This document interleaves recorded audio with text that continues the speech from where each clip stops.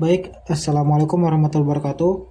Perkenalkan, nama saya Muhammad Fauzi Taufik dengan NIM 23625000001. Kali ini saya akan menjelaskan tentang hasil desain aplikasi saya. Jadi, aplikasi saya ini tentang wisata Gunung Bromo. Nah, terus uh, nama aplikasi saya ini yaitu namanya adalah Go Bromo. Nah, terus langsung saja saya akan menjelaskan untuk halaman pertamanya. Untuk halaman pertama itu ada start page ya. Jadi di halaman pertama ini ada apa aja? Di sini ada tulisan welcome back, terus ada tulisan lagi di bawahnya. Terus di sini ada lagi icon atau logo aplikasi saya. Jadi ini adalah logo aplikasinya. Terus di sini ada buttonnya. Jadi ini ada button yang berfungsi untuk ke halaman login maupun sign.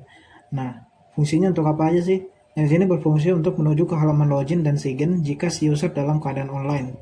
Tapi kalau si user dalam keadaan offline, maka dia akan langsung menuju ke halaman welcome page tanpa login dan sign. Nah, maksudnya apa? Jadi kalau si usernya dalam keadaan online, terus dia pencet tombol ini, dia langsung masuk ke halaman ini, yang login dan sign. Tapi kalau offline, dia langsung masuk ke halaman ini ya. Tetapi kalau offline itu banyak fitur yang tidak bisa dia pakai. Seperti itu kekurangannya.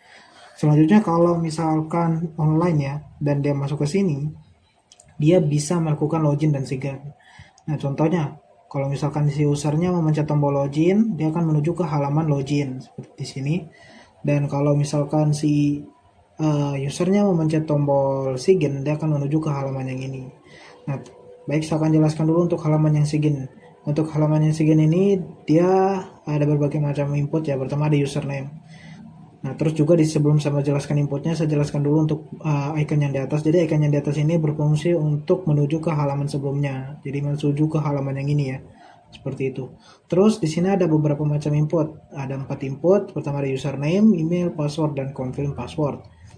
Nah, terus ketika si usernya memencet tombol sign up, nanti program atau codingannya nanti akan ngecek untuk setiap inputnya, apakah inputnya ini valid apa tidak gitu. Kalau misalkan tidak valid, misalkan si usernya lupa memasukkan username gitu, nah nanti otomatis dia akan diarahkan ke halaman berikutnya, tapi dia akan diarahkan ke halaman itu sendiri atau ke halaman ini sendiri ya. Tetapi di sini muncul informasi atau pesannya gitu kalau username ini nanti wajib diisi. Nah, nanti pesannya itu muncul ya kayak warna merah begitu pada umumnya, terus di bawah inputannya seperti itu. Nah, itu contoh misalkan kalau si username-nya atau salah satu inputnya ini tidak valid seperti itu. Nah, selanjutnya kalau misalkan valid ya, terus dia pencet tombol sign, nanti otomatis dia akan diarahkan ke halaman login gitu. Nah, kalau bisa untuk emailnya, nanti dia pakai email yang sudah dia gunakan di Google ya, supaya nanti ketika misalkan dia sudah sign terus loginnya berhasil, nanti untuk verifikasinya akan dikirimkan ke emailnya itu. Seperti itu. Nah, untuk pendaftarannya atau registernya juga bisa melalui Google dan dan Twitter gitu ya. Nah, jadi kalau misalkan si usernya mau login lewat Google bisa, dan ketika berhasil lewat Google dia nanti langsung diarahkan ke halaman ini gitu. Ya langsung aja. Terus begitupun juga dengan Twitter. Terus di bawahnya ada tulisan login. Nah, ini berfungsi ketika si usernya mau langsung ke halaman login tanpa perlu ke halaman ini. Ke halaman yang ini ya, ke halaman yang ini. Jadi si usernya ini misalkan dia di halaman sign ya. Terus dia mau ke halaman login yang ini. Jadi dia tidak perlu ke halaman ini dulu untuk ke halaman login. Jadi tinggal dia pencet aja yang ini. Otomatis dia nanti ke halaman ini seperti itu. Untuk loginnya mirip seperti sign, cuman beda jumlah inputannya aja. Di sini untuk inputannya cuma 2 aja, yaitu email dan password. Jadi nanti ketika berhasil di sign ya, nanti data-data ini tersimpan ke database dan langsung masuk ke halaman ini. Dan ketika si usernya memencet login, nanti dia cek misalkan emailnya sudah terisi, dan emailnya itu akan dicek apakah email ini ada di dalam database tersebut atau tidak gitu. Kalau misalkan ada, maka database ini valid, maksudnya email ini valid. Begitupun juga dengan password. Apakah passwordnya ini sama dengan email yang ada di dalam database itu, password yang ada di dalam database gitu. Jadi kalau misalkan benar, maka inputnya ini valid, dan ketika si usernya ini login dan inputannya semua ini valid, maka nanti akan dikirimkan sebuah verifikasi di email mereka, dan dan hasilnya itu akan dan verifikasinya itu ketika misalkan kita pencet verifikasinya lewat Gmail itu nanti akan masuk ke halaman welcome page seperti ini. Nah, kalau misalkan kalau tidak mau dengan cara login, bisa dengan cara Google dan dengan Twitter juga ya, seperti ini. Jadi kalau misalkan lewat Google bisa, lewat Twitter juga bisa. Jadi langsung ke halaman welcome page tanpa verifikasi sama sekali, seperti itu. Nah, begitupun juga dengan sini ya, kalau misalkan dia di halaman login terus dia mau kembali ke Sigin tanpa perlu ke halaman ini, dia bisa tinggal klik aja tulisan yang di bawah sini. Jadi nanti ketika dia klik, nanti dia ke halaman Sigin itu sendiri, seperti itu. Nah, selanjutnya saya akan membahas untuk ke halaman welcome page ini ya. Jadi ketika si usernya udah berhasil register ya, nanti dia akan masuk ke halaman ini. Nah, di halaman ini ada apa aja? Di dalam sini ada menu ya, menu kayak begini. Nah, ini menunya untuk apa? Jadi ini menu untuk berfungsi untuk mengganti gambar latar. Maksudnya mengganti gambar yang ada di belakangnya gitu. Ya, mengganti yang ada di belakangnya. Jadi kalau misalkan si usernya pencet tombol atau menu ini, memilih menu ini, nanti otomatis dia akan menuju ke halaman ini. Ya, terus kalau misalkan nanti dia pencet menu yang kiri ini, nanti latarnya akan seperti ini. Untuk selebihnya sama aja, mulai dari logo, tulisannya sama aja. Seperti itu. Dan ini ada buttonnya juga ya, Get Started. Jadi tinggal dia pencet Get Started aja, nanti dia menuju ke halaman homepage. Nah, terus untuk halaman homepage ini banyak banget fitur ya. Sini banyak banget fitur ya. Maaf ini komenannya. Nah, terus di sini ada berbagai macam fitur. Pertama ada profile. Nah, jadi kalau misalkan user pencet ini, profile yang ini, nanti otomatis dia ke halaman profile. Nah, ke halaman ini. Ya, ke halaman ini. Nah, ini namanya dari username yang dia masukkan di awal saat register ya. Seperti itu. Nah, terus dapat berbagai macam menu di sini, ada nama, identitas kayak name begitu, terus email, password, dan logout. Nah, jadi ini logout gunanya untuk apa? Jadi ini kalau misalkan si usernya memilih menu ini, maka otomatis dia akan menuju ke halaman awal gitu. Ke halaman awal. Nah, selanjutnya untuk untuk icon yang sebelah kanannya ini berfungsi untuk keluar juga dari aplikasi atau kembali ke halaman awal. Jadi dalam aplikasi ini ada dua cara. Yang pertama bisa keluar aplikasi melalui profile tadi, lalu pencet lalu memilih menu ini. Terus yang kedua tinggal pencet icon ini aja. Nah, nanti akan menuju ke halaman awal. Seperti itu. Terus di sini ada input pencariannya. Jadi cara kerjanya itu ada dua cara ya. Pertama, dia ini dapat memfilter memfilter si fitur-fitur ini. Jadi nanti fiturnya ini sebuah list dalam codingan gitu ya. Jadi nanti ketika misalkan si usernya mau mencet atau mengisi sebuah huruf, misalkan huruf T gitu. Nah, nanti otomatis si listnya nanti akan difilter dan mencari nama fiturnya yang awalannya itu huruf T. Jadi otomatis yang muncul itu transportasi. Untuk fitur lainnya ya, untuk fitur lain kayak pesan tiket, location, dan foto ini akan hilang. Itu yang muncul hanya si transportasi itu saja. Seperti itu. Nah, terus yang kedua cara kerjanya gimana? Cara kedua itu tinggal misalkan kalau si usernya memasukkan nama fiturnya langsung, misalkan kayak location gini ya. Kayak location. Jadi dia tinggal tinggal misalkan si usernya ini tinggal memasukkan namanya aja, misalkan location gitu ya, terus dia enter di keyboard HP-nya, nanti otomatis dia akan menuju ke halaman langsung, ke halaman fiturnya itu sendiri.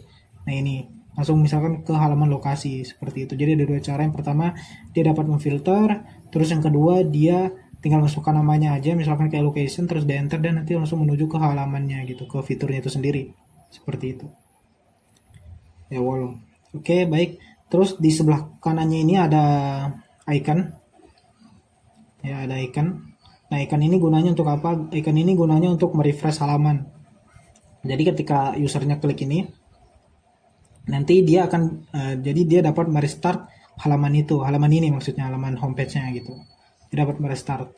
Nah, selanjutnya di bawahnya sini ada macam fitur ya, seperti tadi fitur mulai dari transportasi. Nah, fitur transportasi ini gunanya untuk apa? Gunanya untuk menampilkan menu yang ini. Nah, ini menu-menu yang dihasilkan oleh fitur transportasi. Terus kalau pesan tiket bagaimana? Jadi kalau pesan tiket nanti menunya itu berubah, bukan lagi tentang transportasi melainkan pesan tiket, seperti ini modelnya. seperti itu. Kalau location bagaimana? Kalau location nanti dia menuju ke halaman. Nah, ini halamannya. Jadi kalau misalkan dia pencet fitur location, nanti dia menuju ke halaman lokasi itu sendiri. Nah, dalam aplikasi ini juga bisa mengaktifkan GPS. Jadi otomatis nanti dalam halaman ini ya, atau bagian ini nanti akan berubah sesuai keberadaan si usernya itu sendiri itu. Dan di bawahnya ini ada lokasi Gunung Bromo-nya. Seperti itu. Nah, terus selanjutnya untuk fitur selanjutnya itu ada foto. Nah, fitur foto ini akan menuju ke halaman yang ini. Nah, ini maksudnya apa? Jadi di sini ini dalam aplikasi mereka bisa dapat mengupload video foto-foto mereka ya. Foto-foto mereka. Jadi mereka dapat mempublikasikan foto-foto mereka saat berada di Gunung Bromo dengan menggunakan aplikasi ini, seperti itu. Nah, terus di sini ada foto-foto yang banyak like-nya seperti itu ya, yang populer gitu. Terus yang di bawah ini kayak rata-rata aja like-nya. Nah, terus dalam sini ada ikonnya, ikon kembali, begitupun juga dengan lokasi. Nah, itu penjelasan dari fitur-fitur dari setiap yang ini ya, dari setiap fitur ini. Jadi import fitur ini, pertama transportasi, dia menampilkan menu ini. Kalau pesan tiket dia menu yang ini, kalau location dia menuju ke halaman ini ya. Kalau foto dia akan menampilkan halaman yang ini, yang dimana aplikasi ini dapat mempublikasikan foto-foto mereka saat di Gunung Bromo seperti ini. Nah, itu adalah penjelasan dari import fitur tadi.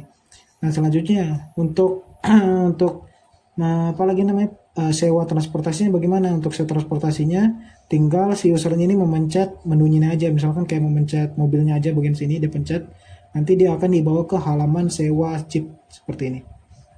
Nah, ini adalah tampilan untuk sewanya ya. Di sini ada beberapa macam input yang harus atau wajib diisi, kayak nama lengkap, nomor WA, jumlah hari, dan lain sebagainya. Nah, ini cara kerjanya mirip kayak Sigin sama Login. Jadi kalau misalkan dia pencet tombol ini, nanti si inputnya ini akan dicek apakah inputnya ini valid apa tidak gitu. Seperti itu. Dan kalau misalkan valid, dia pencet sewa, nanti akan menuju ke halaman pembayaran. Ke halaman pembayaran yang ini. Nah, nanti kalau misalkan dia sudah isi input-inputannya tadi terus valid, dia nanti menuju ke halaman pembayaran. Nah, nanti di sini ditampilkan nomor virtual akunnya, yang dimana nomor rekening ini yang dipakai untuk mengirimkan atau melakukan pembayaran gitu. Jadi nanti si usernya bisa melakukan pembayaran lewat nomor rekening ini, maksudnya ke nomor rekening ini, melakukan pembayaran ke nomor rekening ini bisa lewat bank akun kayak BRI, BSI, dan lain sebagainya. Nah, ini adalah nota-nota yang dimana nanti akan disimpan ke dalam database yang berguna di riwayat nanti. Nanti saya jelaskan ya.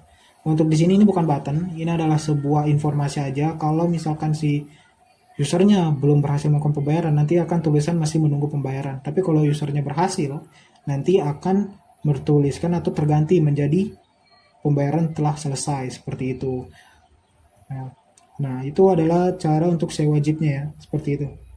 Selanjutnya untuk pesan tiketnya gimana? Pesan tiketnya sama aja seperti kayak sewa jeep, cuman perbedaannya itu hanya di inputnya. Contoh, di sini kan di pesan tiket ini ada dua macam ya, ada WNI dan WNA. Untuk WNI itu berbeda lagi harganya di setiap di jenis harinya. Contoh kayak hari kerja itu 54.000, kalau hari libur 79.000. Kalau WNA itu hari kerja dan libur itu sama aja harganya. Nah, seperti itu.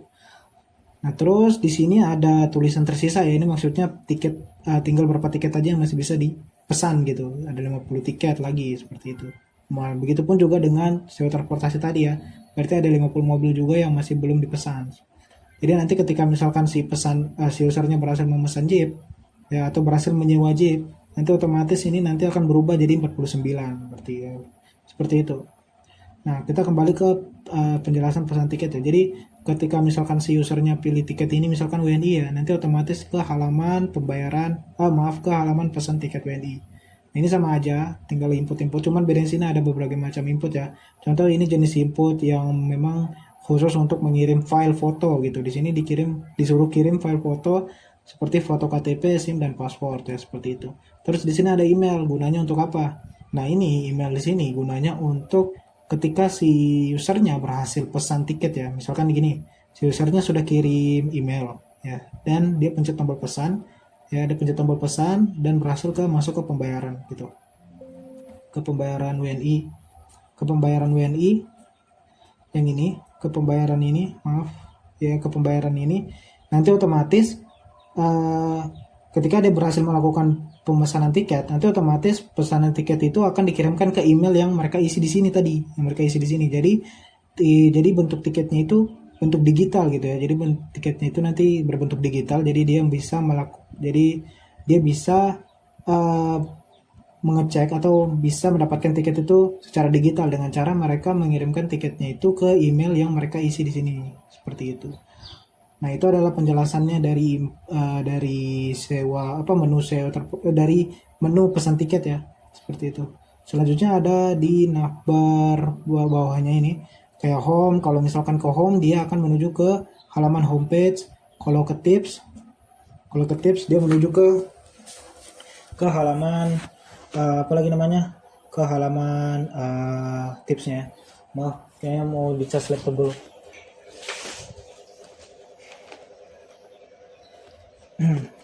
Oke, baik.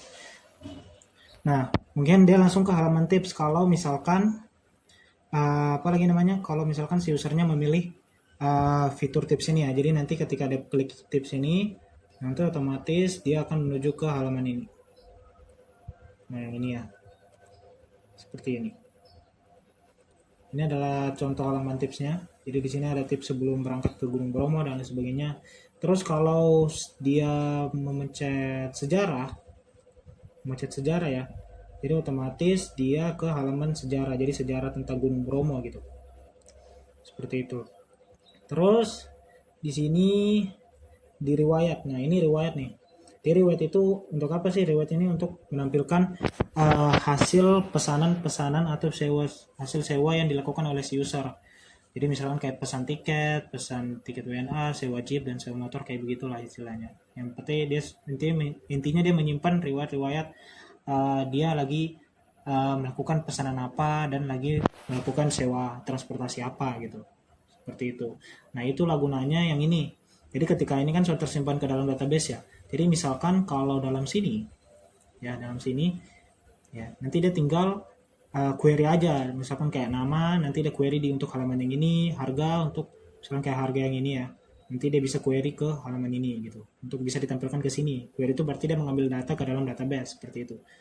Nah, terus untuk supaya misalkan nih dia pencet menu ini ya, dia pencet riwayat yang ini, nanti akan tampil terus menunya kayak begini nih. Nah, nanti menu-menunya itu diambil dari mana juga dari database itu. Makanya itulah saya bilang nanti ini akan ditaruh ke dalam database supaya berguna untuk di bagian riwayatnya gitu. Seperti itu. Nah, sekarang saya mau jelaskan fitur apa aja yang bisa digunakan oleh user yang online maupun yang offline. Kalau yang online, mereka hanya bisa menggunakan fitur. Kalau yang online, mereka bisa menggunakan semua fiturnya yang ada di sini ya. Semua fitur, pokoknya semuanya bisa. Kalau offline, dia hanya bisa melakukan pengecekan cuman bagian profile, terus bagian ini, home, tips, sejarah, maupun riwayat. Itu pun kalau riwayat, dia cuman hanya bisa cek riwayat yang lama atau riwayat yang sebelum-sebelumnya gitu. Jadi dia tidak bisa melihat update riwayatnya. Misalkan dia online ya sekarang ya, misalkan dia online sekarang, misalkan dia melakukan pemesanan tiket gitu. Nah, itu kan butuh loading dulu untuk bisa muncul ke riwayat gitu.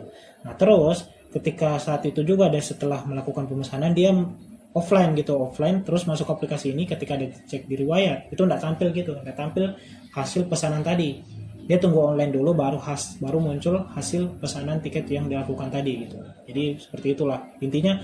Kalau misalkan offline terus masuk riwayat, update-nya itu tidak secara real time, maksudnya update-nya itu nggak bakal muncul gitu. Nanti tunggu online baru muncul update riwayatnya gitu, notifikasi barunya gitu lah istilahnya. Seperti itu. Nah, itu adalah penjelasan dari hasil desain aplikasi saya. Nah, terus untuk prototipenya bagaimana? Untuk prototipenya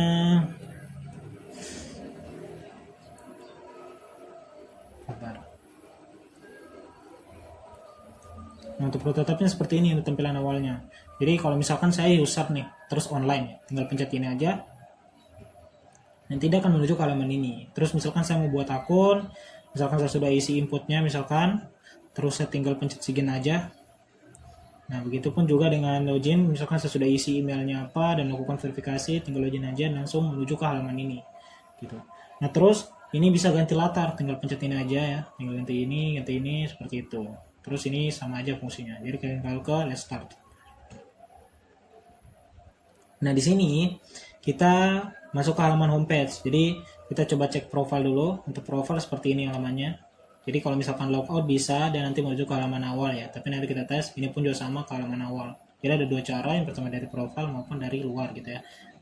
Nah terus ada fitur pencarian gitu, seperti itu. Terus ada refresh, jadi dapat merefresh ini. Terus ini ada fitur-fiturnya ya. Jadi kalau saya pencet pesan tiket, nanti menunya di bawah sini berubah. Kalau location dia ke halaman ini ya. Kalau dia ke mana ya? Ke foto, nanti dia ke halaman ini. Jadi bisa di scroll-scroll aja gitu. Seperti itu. Selanjutnya, misalkan kalau saya mau sewa transportasi bisa tinggal pencet gambarnya aja, terus muncul ke begini menu-menunya.